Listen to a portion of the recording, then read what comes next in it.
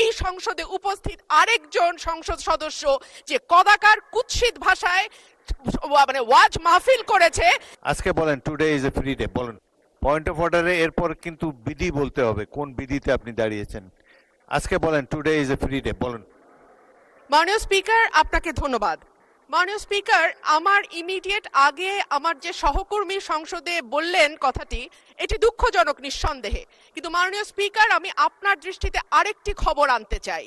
আজকে ডেইলি স্টারে খবর প্রকাশিত হয়েছে এই সংসদে উপস্থিত আমি এবং আমার আরো দুজন নারী সহকর্মীর বিরুদ্ধে এই সংসদে উপস্থিত আরেকজন সংসদ সদস্য যে কদাকার কুৎসিত ভাষায় মানে ওয়াজ মাহফিল করেছে, যে কুৎসিত ভাষায় তারা বক্তব্য দিয়েছে।